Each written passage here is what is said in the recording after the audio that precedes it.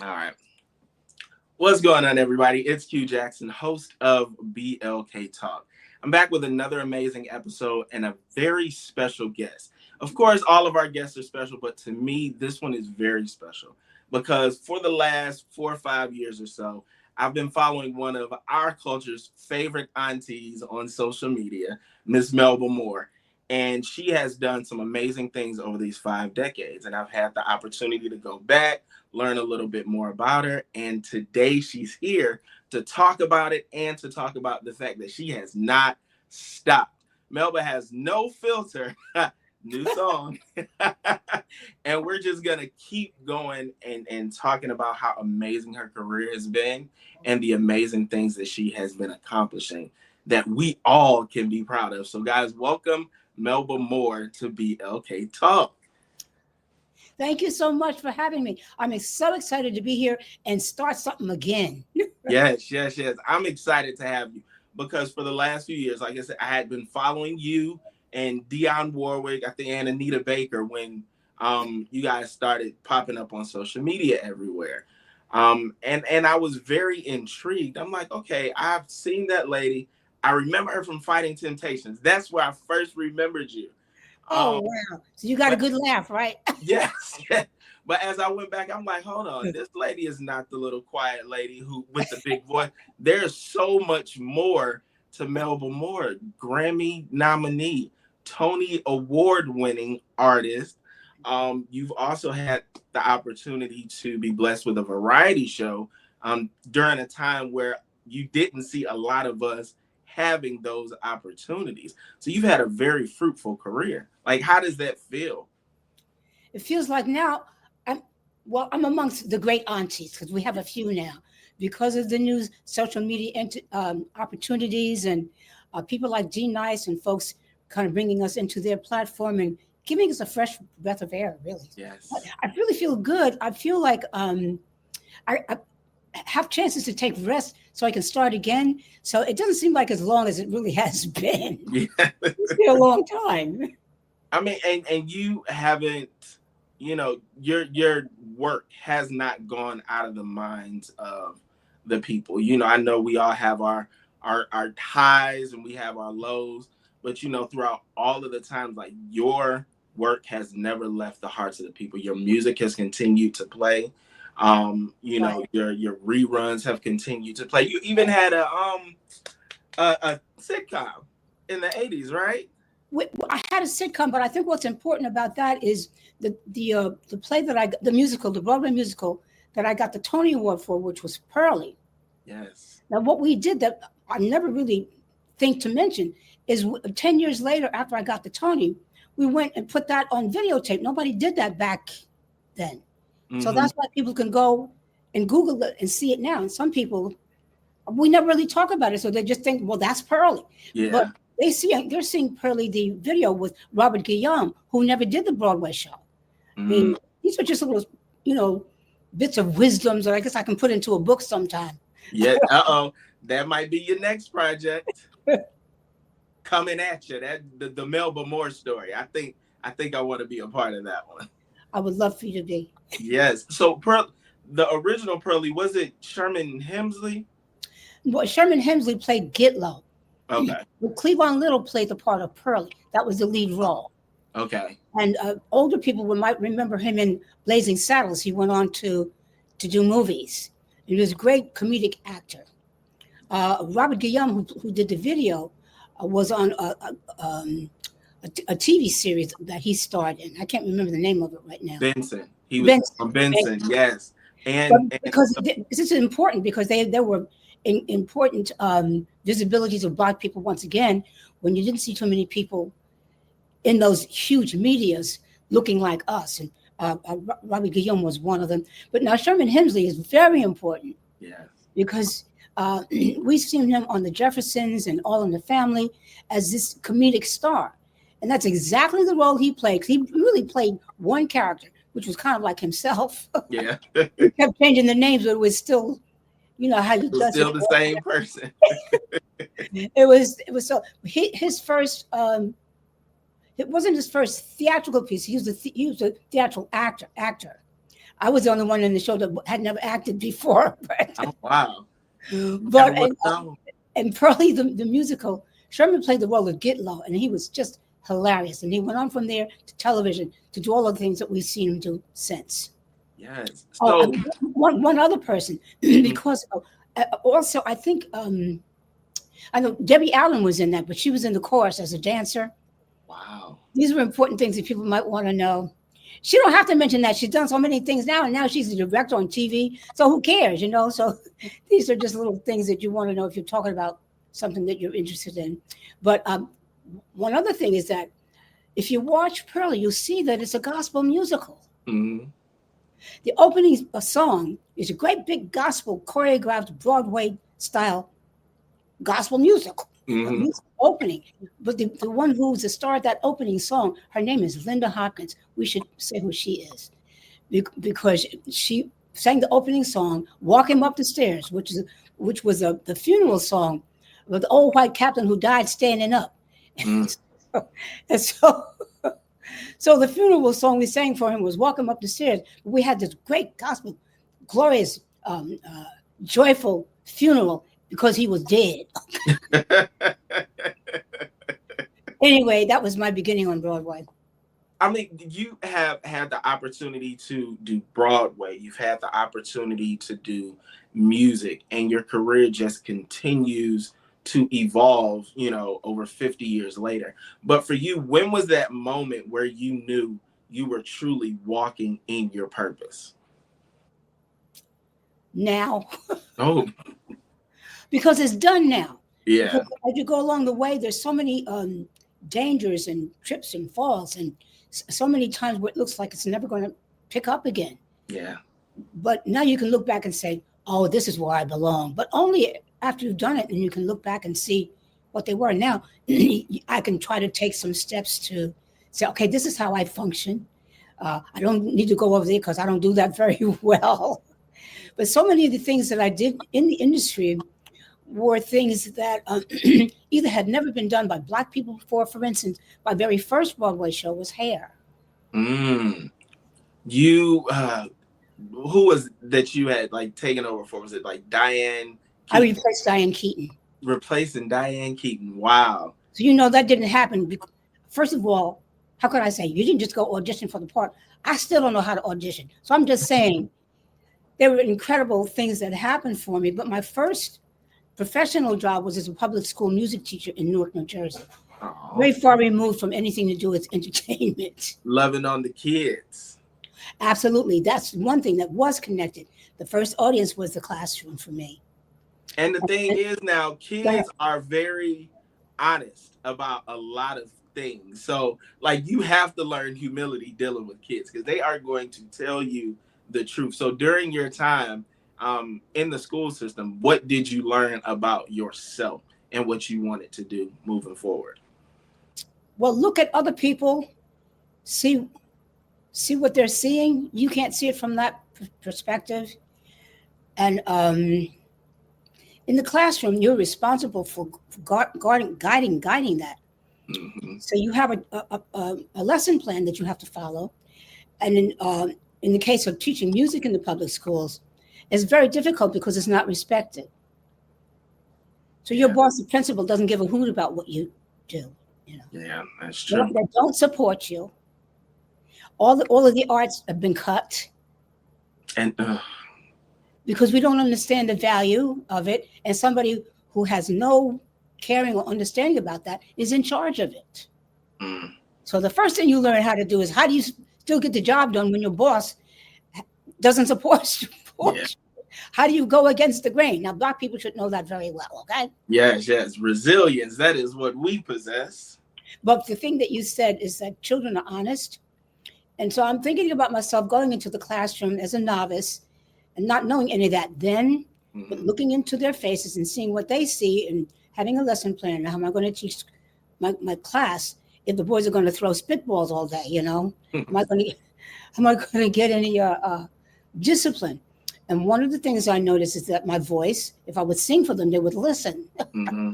It captivates audiences. You got to captivate your audience. Yeah. Yes, that's a good way to say that. And I learned that music is a great power. It can soothe, it can excite, it can distract, it can block, it can do a lot of things. And so you learn how what music is for and what it does. And that's important in the public school system because you don't have any support. But now you realize, I want to do this. I know it's a job and everything, but no, I got so now you learn you have a passion for this. I thought it was for teaching, and it was. I did that really well. But then after I taught for about 3-4 years, I thought, oh my God, but I really want to perform. So, oh, now you learn to listen to your own thoughts. Yeah. Oh, I want to perform. Why? Because mother and daddy are having so much fun. It was an example that I saw in my home. My mother was a single parent, but she married a gentleman from New Jersey. Oh, God, I'm sorry. Oh, no, it's okay. So I moved from New York City with my sick grandmother and my nanny and my mother to Newark, New Jersey, with my stepfather, who was a musician. So now my stepsister and brother and I all take piano lessons. Now, I'm already 10 years old. Wow. So that's late. Yeah. Oh, really? Yeah. If you're a singer, usually by the time a child is 3 or 4 years old, somebody says, oh, that kid has a voice. Yeah, that's true. Right? Yeah. But nobody said that to me because there was no music in my home because my mother was out, a single parent. My grandmother was there, but she didn't speak, but she had strokes.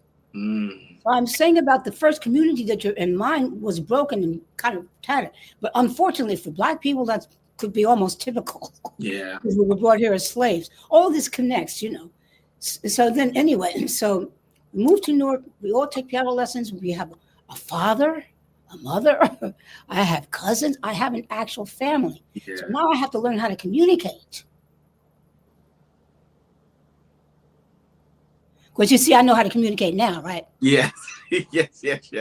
But I'm telling you what I feel like has happened as a result of becoming a family, having music be the centerpiece of our lives, so I could discover that I not only had music, but I wanted to do it. Teaching school because mother and daddy wanted us to get what they call real jobs. Doing that, then saying, okay, well, daddy and mother, if this doesn't work out, I'll come back and teach. Learning to make decisions for yourself and try to plot your own destiny. Don't just let parents or anybody else plot your destiny for you. Nobody can do that for you. Of course, I'm very strong in these philosophical things now because they're solid to me, but they're not then. So I'm encouraging people who are watching this now, whatever stage or age they are in their lives, if something is telling you, maybe I should try that. Try it if you can. Yes. And if you can't, try it out of way so you can also keep a roof over your head. And during these times, a lot of the assistances that we have are going to be taken away. Yeah. So, but people like me are going to be out there making sure somebody got something if I got something to do with it. So, yes, indeed. Generous heart is important and it's powerful.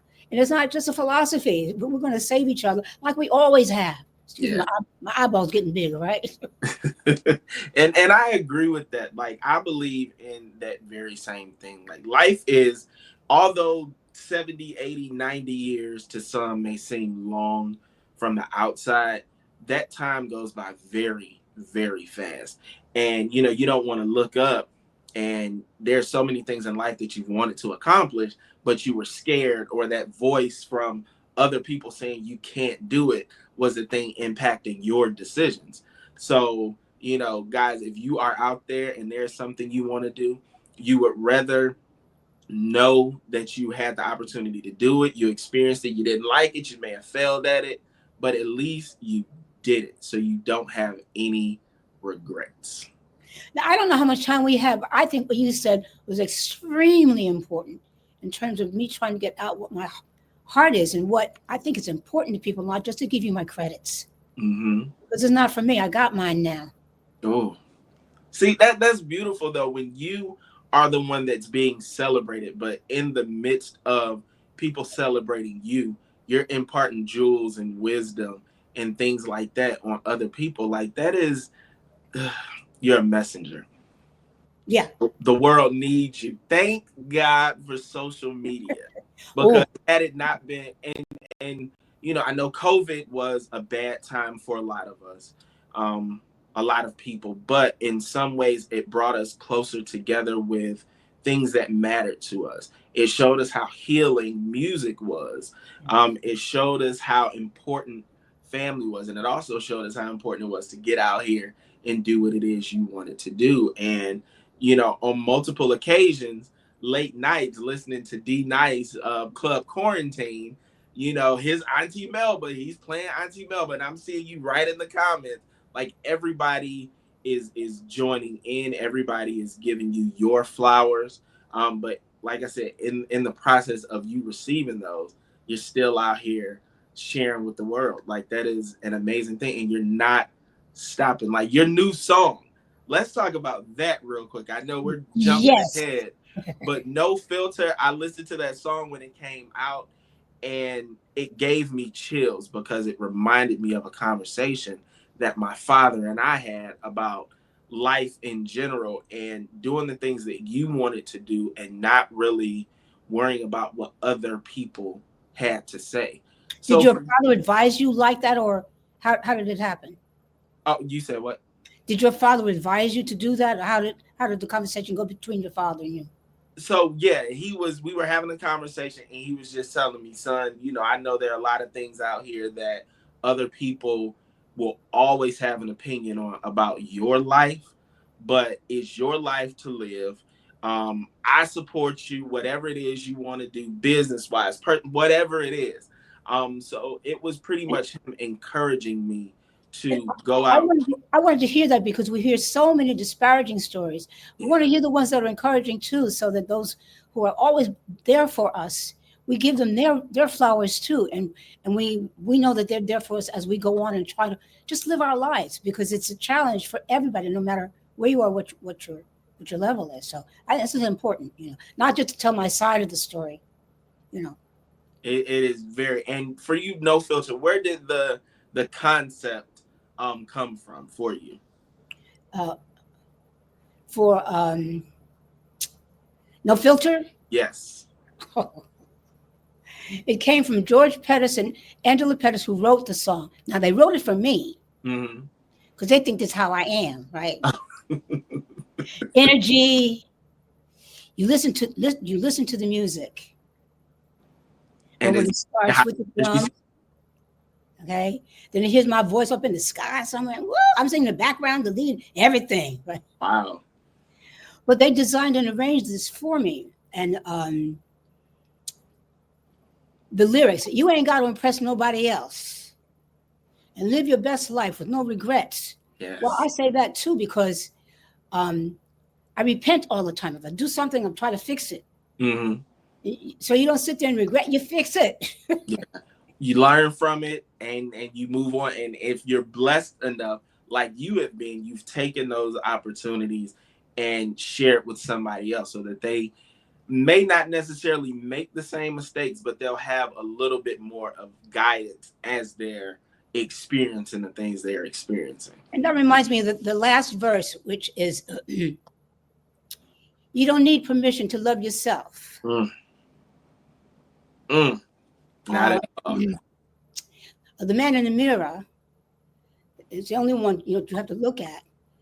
And then when you love everything about yourself, you have the greatest love to give somebody else. Yes, So now they're not talking about selfish, arrogant love, that's but there true. is a love that we need to inspire in each other and ourselves. What we're really trying to do, continue to get better and better and better. Then you can give yourself to somebody else. That's what they wrote for me. Yes. And at your young age you continue to um encourage and be a light for other people. So like for people who are in the music industry now that are coming up, like I'm sure you've been able to have conversations with them. So what is like some of the things that you share with them as it relates to their career, the industry, and just pursuing their passion and being authentic? Well, I haven't had a lot of conversations about that because everybody wants to know, how do I hold that long note? Yes. That is the Where do you get question. the breath from? They want to know, like, how can you be so small and sound so big? Uh, I get a lot of information from younger people now because the industries run so differently. Yeah. So they have to tell you how to do the social media. If you want to be on television, basically it's just award shows. So you got to do something to get on there. Yeah, that's true. And now we just lost two of them recently, the Soul Train and the BT Hip Hop Awards. So we We got to did talk hold about on to that. what we got. So those are some of the challenges that all of us will face. How do you get exposed? But then you have the media, so you can do your own videos, and Hmm. you can do your own, get your own following. And so that's what I suggest you do. And that's pretty much the wisdom and knowledge of the now generation. So I would encourage them to share with each other, how do you do that now? Because you actually run your own businesses now. Yeah, And I want to be an example of how it was done, so that we still have the basis of good work ethics, good honesty and honor ethics. That be your base, because however successful you are, if you're not honest and honorable, it's going to turn on you. Those are things I think. Um, I want people to say, "Oh, she looks great," and everything, because I'm a good person. yeah, And so do that for yourself, because that should be permeating everything that you do. I don't know about, what religious practice you practice, but you're either going to serve God or you're going to serve the devil. So find some way to serve God. that's true. Try to serve that greatness. Now, there's been something like I told you during COVID, like I had the opportunity to spend a lot of time on music and YouTube. Mm. And there was one song that I came across, one video, and I kind of laughed. Like I enjoyed the song, and the video was absolutely beautiful. But shoulder pads were a big thing in the '80s, and there was this song that you did with Freddie Jackson, and I was We like, had both of us how had shoulder pads up to here, they right? were. I'm like, how did y'all get like past each other on the boat with those big shoulder pads? Oh, that was the funniest thing. Like, it didn't take away from the song, but I said if I ever got the chance to interview you or have a conversation with you, I would ask you how that was, because it looked like you guys were fighting for space in the shoulder. Well, you know what's funny? It didn't get in the way of the song then, because we were used to shoulder pads. But all Yeah. these years later, that God, them some big shoulders. How do they do that? Yes. Because that will show me too. Because when you're getting old, you don't really want to admit that time has passed like that, and that time is gone. So you try to stay in the now, so you don't have to look at how much time has passed. Yeah. But like they say, some things come back, and nostalgia for a Yeah, lot of people is a big thing. Like you look at, well, artists, since the beginning of time, they've yeah, always recreated something that came yeah, before them. And even up until now, people are Kendrick Lamar winning Grammys for songs that, you know, the Luther song that has Luther Vandross in it, that came out, originally years ago. Music is still evolving, but it's yeah. taking from um what was. So, that's always It's gonna be. always done that. So those shoulder pads are coming back. I don't know if they're coming back, but we've always taken from what was before us. Hmm. It's just a natural way of. It's what nature does Yeah. as we move along, and then as we get further away from the past, sometimes things resurface again, because they really kind of just maybe central to us, or central to the culture, Yeah. or the culture of the nation. I'm not sure why, but some things kind of recur. I don't know. I don't have any knowledge that any things that we did will recur. I think some of the things that I'm continuing to do have been because people like George and Angela and Terry Hunter and D Nice and these people keep me in front of people, so I can stay current but still keep my own little style.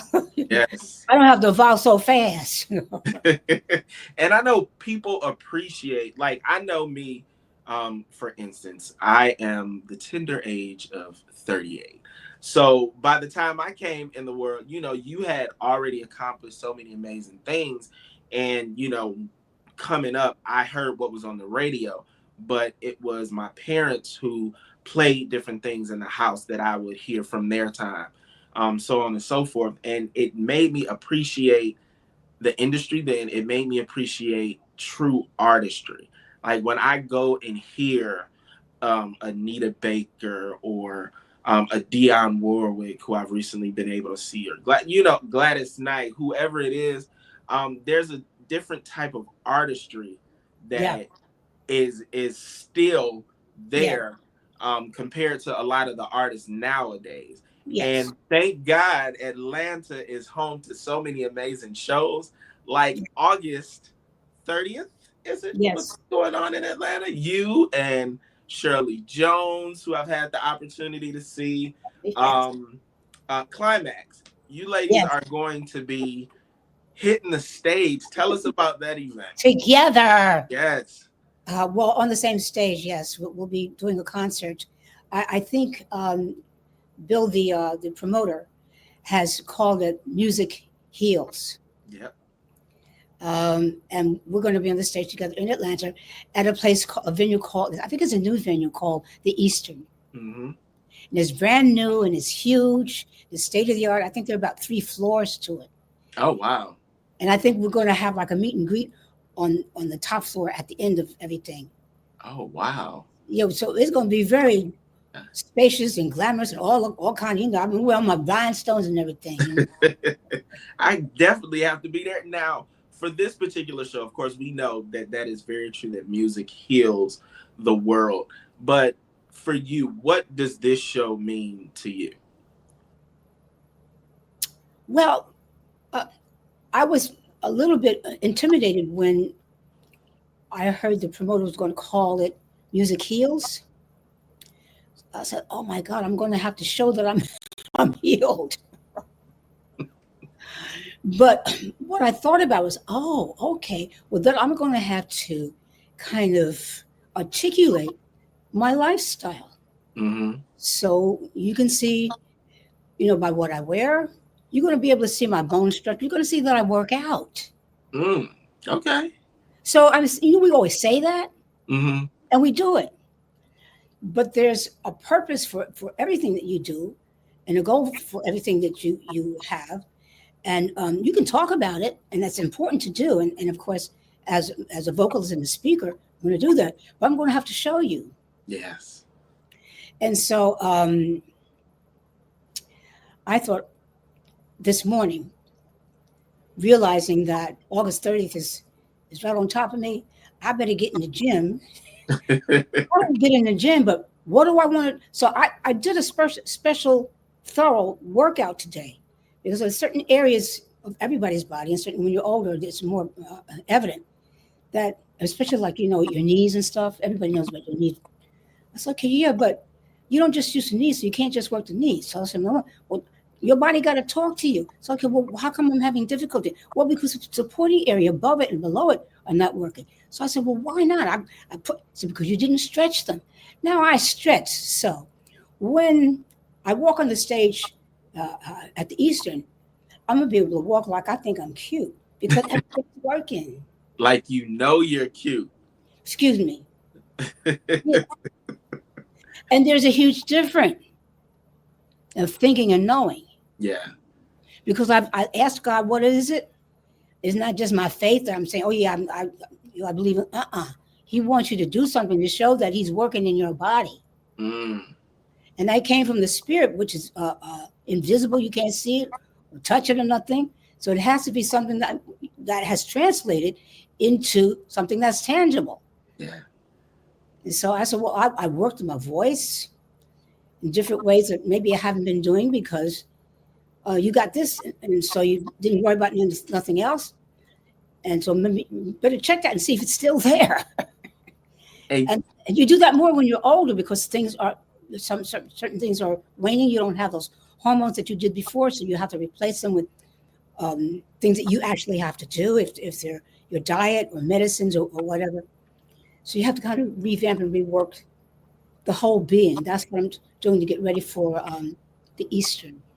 And for you to have the opportunity, are you going to hit that that long note, are we gonna need to be prepared for that long note? I might hit that note first just to show you. Just to get it out the way.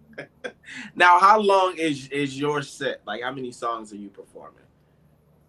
Uh, I think it's. Jesus, I might be making a mistake. I'm going to say there's three people on the show, so I'm guessing it's about 45 minutes, 60 minutes.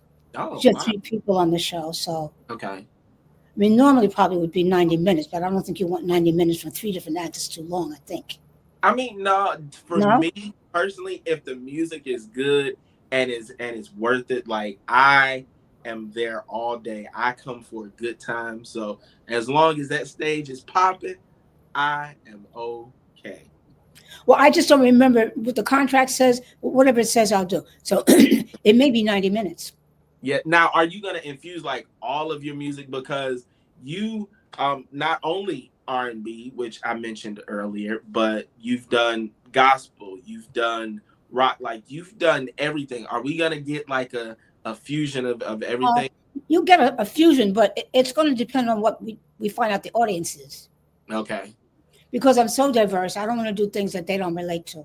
Okay. Well, hopefully, love's coming at you. Just give me Oh, that. that's going to be there. Give me that one. Give me If it's a Broadway audience, they're going to get that.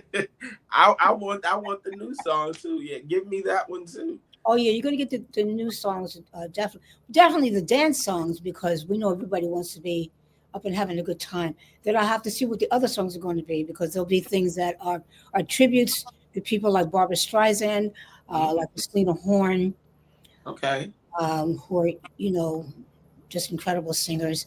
Um, and there will be some tributes to, I'll say tribute to, but give some attention to my theater performances like Pearly and I Got Love, those two songs maybe. Oh, Um, that's gonna be amazing. Like, are you Shirley and the ladies of Climax? Are you guys gonna get together and do like some sort of send off song as the evening? I'll see what they say. If they have I don't have a suggestion in my mind, but Shirley is a songwriter. She thinks like that. She may think of something. And a Climax, they're a band. They're very creative that way. So if they figure something out that we can do together, I would love to. Okay. I'm just not creative in that area, but whatever they decide to do, I'm for it. Like I love that. Now, when you heard that Shirley Jones of the Jones Girls, for you guys who um, may be wondering, and Climax, meeting in the ladies' room and those type of songs. Like, what did you think when you heard those names one Well, stage one night? because I know them, I know we're going to have fun Yeah. because we really love each other. We like each other. We supported each other in all different kinds of venues and working situations, at awards things, when we're not even performing. Yeah. So I know that we'll be a great mix, um, culturally, socially, but entertainment wise too. I love it. The fact that years later you guys still have a good relationship. You can hit the stage together, and I'm pretty sure while one's on the stage, another one's gonna be backstage supporting and Absolutely, cheering. be watching. And that is a I mean, that beautiful thing. enjoying. Yeah, a beautiful thing to see in the community. And it's I know the 30th is one night, but if I'm not mistaken, you have two other shows there. Is that right? Oh yes, Okay. and I think in surrounding areas, not exactly in Atlanta, and I don't know off the top of my head, but yes. Okay. But of course, to everybody watching, you guys can check her out on social media. And of Yeah. course, everything will be posted there. There you can see everything our auntie has going on. Oh, by the way, how could we forget this? Is a Hollywood Walk of Fame star recipient. So congratulations on that. I was Thank you. oh, I was so happy to see that. So for you, Mm.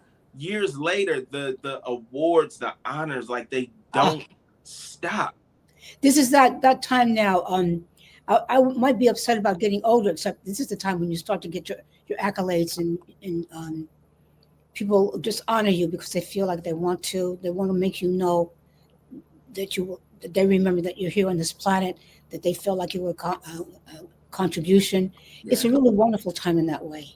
Yes. And that you are a part of a part of the blueprint, I would say.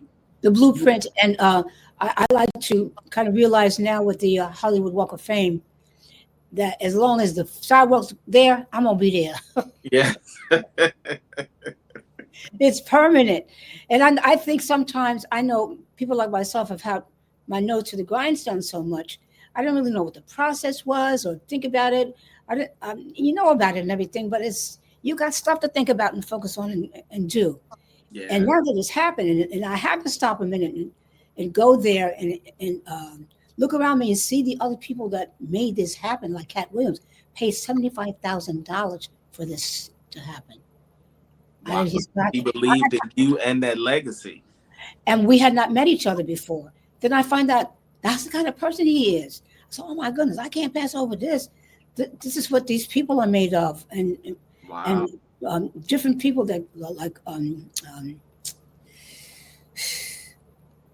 things. The lady comedian Lunel. Lunel. Yes, yes. I think she was there, right? She was there. Yeah. He was making this speech, and we were saying something about one of the other presenters, and that she wasn't going to be able to. And I was telling her something. She says, "No, this is this is how they just boss me around like I'm the child and they're the auntie." They want to take care and love on their auntie. Yes, and they're very, very, very, very strong. And I've been with Lunel on several different occasions, and uh, um, she's an incredible talent, but they're very strong people, and so you got to be very grateful that their values are good, are right and Yes. correct, because they're strong. And if they wanted to do something bad, it would be effective. Yeah. They are very, very, very effective at what they do, and they make it the family. Lunel's going to be doing many, many things. She's going to invite me to be a part of. That's why I will be able to continue on. She's going to be in television. She's going to be touring. People like Monique. You know how strong Monique is, right? Yeah. Yeah. We know. We all know how strong Monique is. Well, I'm her auntie, okay? Yes. Yes. Auntie's auntie. So And it's an incredible time now. you talk about how strong they are, but you're strong too because the Lord has blessed you enough to wake you up every day, to continue going. You have not given up, you have not stopped, and you've shown us what resilience is, what excellence is, what true artistry and entertainment is. Yes. Now, for you, like, what are some of the things that you want people to take away from the things that you have accomplished and the things that you're still out here accomplishing? First thing is it's not easy. It's very difficult. Even the small, sort of easy things are not easy. Yeah. Be prepared to struggle. Yes. But that passion is what keeps you going. And because the passion continues to revive itself and give you a fresh push upwards or forwards. Yeah. Because without that, you cannot get up again. That's true. And then sometimes you can't rest. You need to sleep. You need to be able to rest. You need to be able to calm down, let it go, and go to sleep. Yeah. Yes, get that rest so that voice can be strong tomorrow. Yes, and if it's not your voice, I don't know what other gifts. And sometimes, if it's not singing or something so obvious, you're not sure you're gifted. Everybody's gifted. Yeah. And I know I say that because I got things my way, and I do. But it doesn't come easy, and it makes me appreciate that I have a responsibility to let everybody know and feel that they are gifted. And if they don't know what the gifts are, look for them. Look at other people. Look around. Look at yourself. I don't know how to tell you to do it. Yeah. But find out who you are and what. If you don't think they're gifts, they may be just seems like it's mundane because it's everyday life. Life is precious. If it's just everyday life, prize it. You cannot wake up and want to do that. Sometimes you're meant to just be the light in somebody else's life. You might not be the singer. You might not be the actor, but you may be the one that goes into that job every day where people are angry, frustrated, depressed, and you're bringing a ray of sunshine that people need to get through the day. You can be the garbage man, and you can be the best damn garbage man that's out here. But everybody does have a place and a purpose in this world. So if you And don't believe it, know it that you do. the light is very important. Without the light, we cannot live. Correct? And you know what we would do without garbage men. Mm, I know that's right. I appreciate you so very much. And I'm telling you now, when the show comes, I'm not just coming to hear you sing. I want an auntie hug. Yes, I we need do. a pic. I need all of that good stuff. And I need to go through my albums because I know I got a Melba Okay. Moore album in here I'm gonna bring somewhere. the marker. Yeah, and a big market. Yep, a big old Sharpie. But is there anything that you want to share before we wrap it on up? Well, Definitely let people know your social media too. oh, well, it's just melbamore.com or YouTube or Melba One More. You can always get me. Yeah. What do you say on all the social media on outlets? all the platforms. And of course I'll put all the links down in Yes. the comments so The that only thing I want to say is I can't speak for other people, but I'm very grateful to be doing what I love to do. Um, you may not always be able to do that. I just want to encourage people to know that if you're the light, you are life itself. yes. Everybody is so very, very important. I never could do anything without somebody helping me, leading the way, or guarding me or paying my rent when I couldn't. Mm, So I'll just say, be grateful to be able to do that for somebody else if you can, or if they need it. yes. And on that note, guys, thank you, Auntie, for joining us today, Auntie Melba Moore. And thank you all for joining us today on BLK Talk. If you're in the Atlanta area at the end of the month, which is actually Labor Day weekend, come on out. Meet me there. Meet me in the parking lot so we can all walk in together so that we can be right there where we need to be to see Not in the Melba ladies' and see everybody perform that evening. It's going to room. be what I know is an amazing show. And thank you again so much for this conversation. Pleasure. Yes.